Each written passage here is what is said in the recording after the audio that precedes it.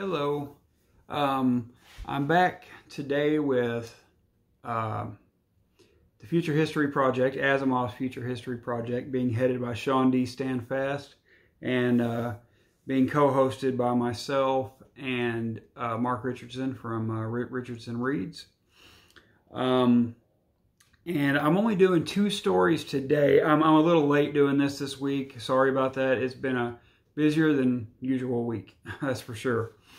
It's been pretty crazy, but I will get these first 2 done, and then tomorrow I will come back a day, kind of a day late with the next 3 stories.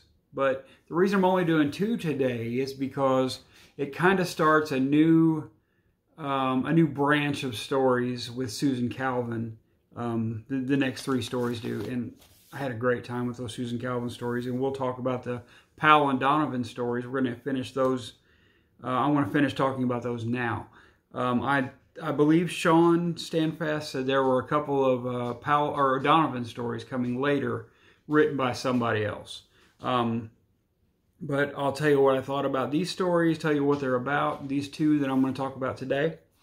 And we'll get started on those. I mostly had a good time with these, but I'll talk about them and let you know exactly what I thought. Oh, and there's a change of venue today. We're in a different house. We're house sitting for someone today. So, yeah, and it's not a bad view, I guess, especially with a couple bottles of bourbon right there. I like that. Can't drink it anymore, but I enjoy it. All right, so the first story that I read this week that we read, because we're all doing them in the same order, as far as I know, is Reason, and it's a Powell and Donovan story from 1941. I believe this was the second robot story that he ever had published, which I find really cool to go back this far. And God, it was so far ahead of his time. 1941, geez, this is, 80 years ago. Can you believe that? 80 years ago. If you read this story, you will notice that, sure, it's dated, but it doesn't seem like it's 80 years ago. So Asimov was well ahead of his time for his ideas, and this is cool. I mean, in this story, called Reason is the name of the story, there is... Powell and Donovan are sent somewhere, where they may have problems or where they need robots added and things like that. Well, they're sent to this place, and because this place is having a problem with one of its robots, they put this robot together, but this robot, it seems to kind of think more independently than the rest. His name is QT1. They call him Cutie.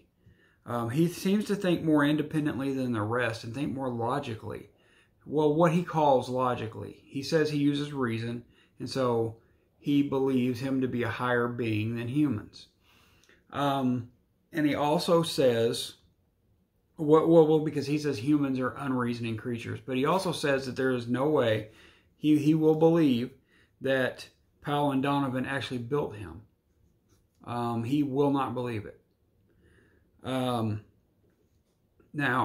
the story throughout continues to ask the question, is his reason, or is his logic based on incorrect reasoning?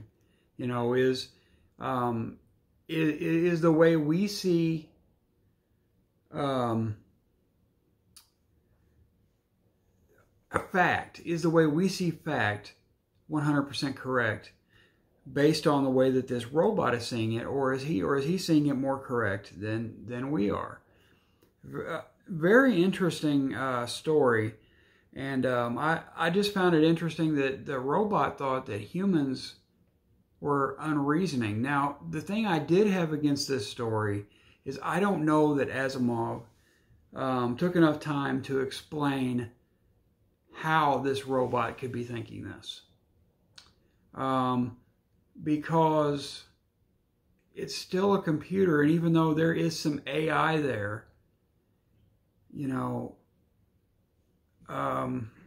I don't know. I think the story could have stood to be about 10 pages longer, even though this was not a 4-page story. This was about a 22, 23-page story, something like that. I still think the story could have been a little longer, and that Asimov could have explained that a little better. And this robot goes on to kind of almost create a cult in the with the other robots in this story. You know, he looks at things a lot more philosophically than robots normally do in these stories. But you're starting to see an evolution of the robot brains in here, in the robot minds, and an evolution of the artificial intelligence. You know, so but he sort of starts a religion, which reminds me a lot of cults, because they all start to think the same. They all start to follow him and do exactly what he asks them to do exactly what he tells them to do. I don't know that I loved this story, but I found the story to be interesting. And I find the story to be interesting, well, stories about cults and real life stories about cults, things that have really happened. They make me uncomfortable. They make me wonder about humans. You know, like how smart or dumb are humans? How stupid are humans? And of course, I have to relate this to humanity. You know, and the way that things are now. You know, the way that Asimov put it, QT1 is using coldly logical reason to think. He has no. He thinks straight down the middle. He will not veer left or right. He doesn't understand nuance very well. And again, this is a very human subject. And again, 1941. So think about how relevant that still is today to our time and our place. And the robot brings up the subject of the master, which again, very relevant to today. You know, how many people are following a human, believing they're godlike. You know, I love that.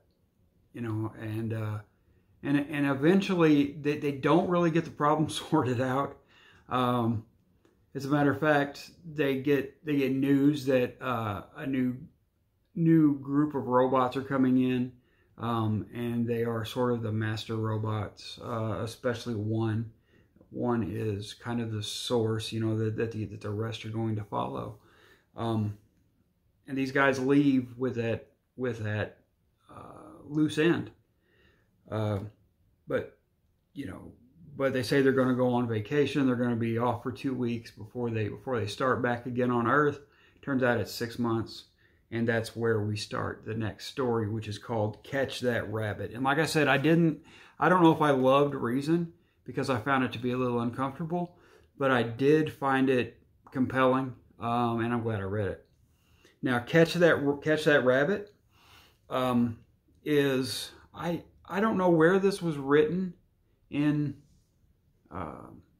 you know, exactly, but I believe it took place right after Reason, because it talks about right at the beginning of the story that after the 6 months is up.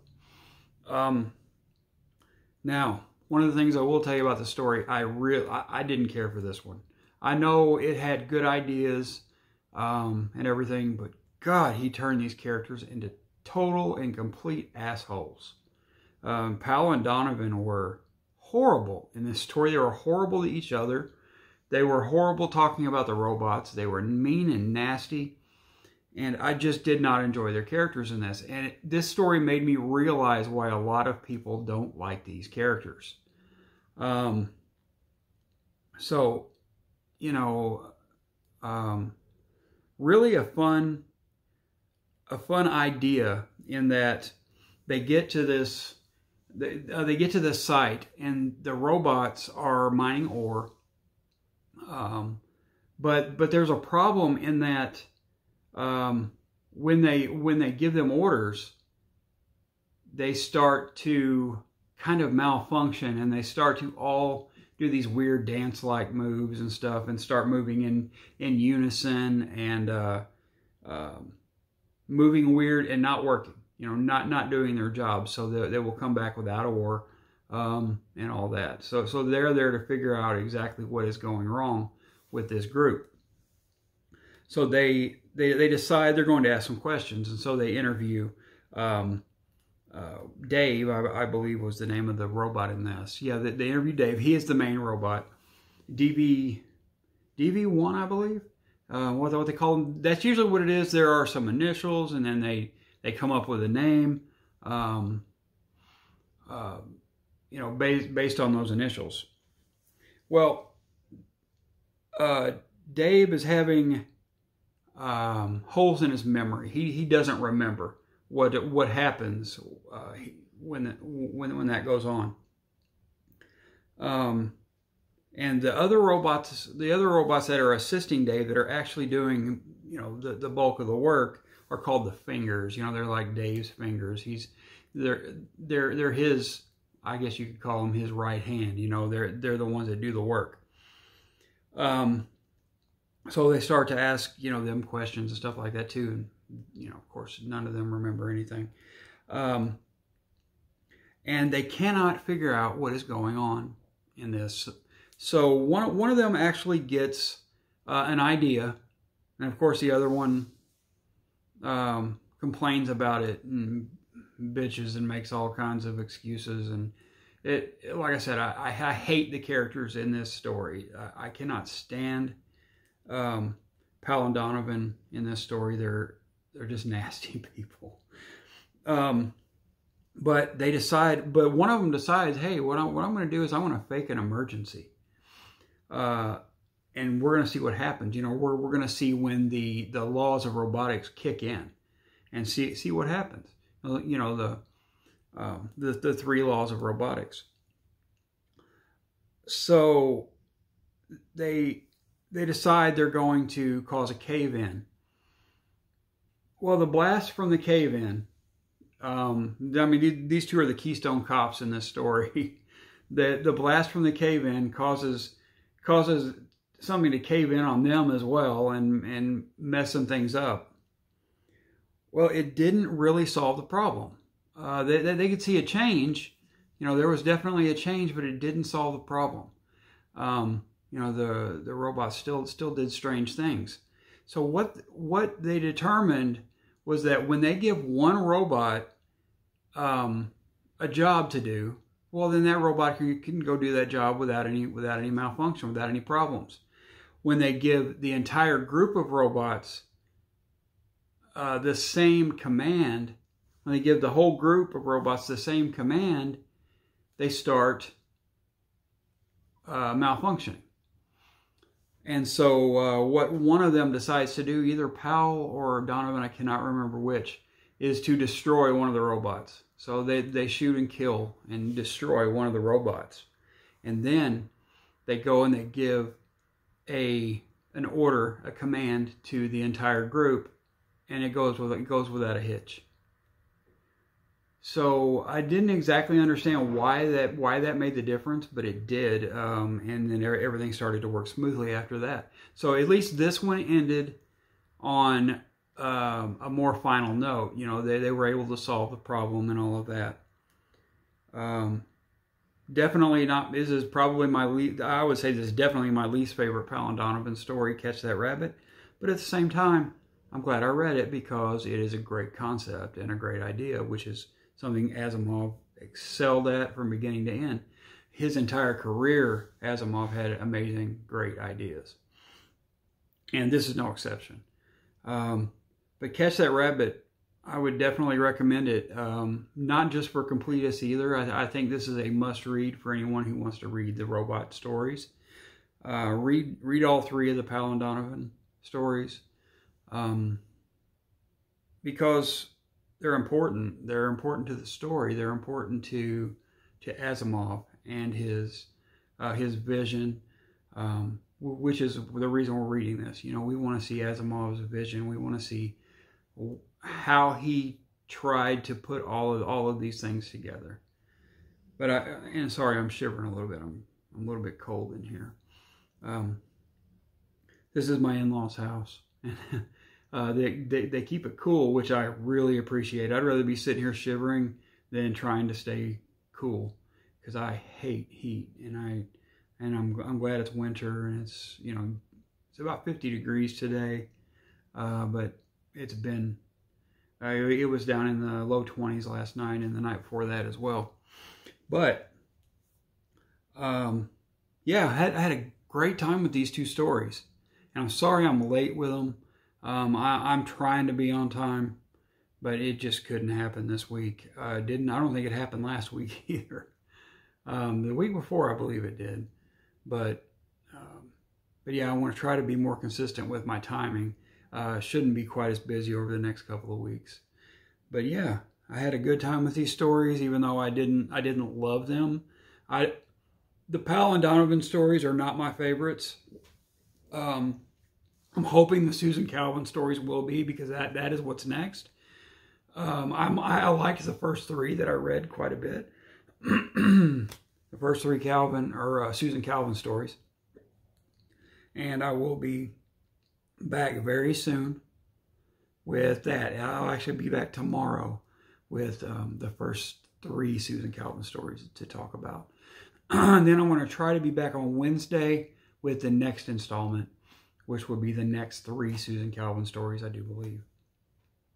And then the next Sunday after that. That's the schedule I'm trying to keep. I'm going to do my best. But yeah, I'm glad I'm doing this future history project. And again, sorry I'm behind. It won't stay that way.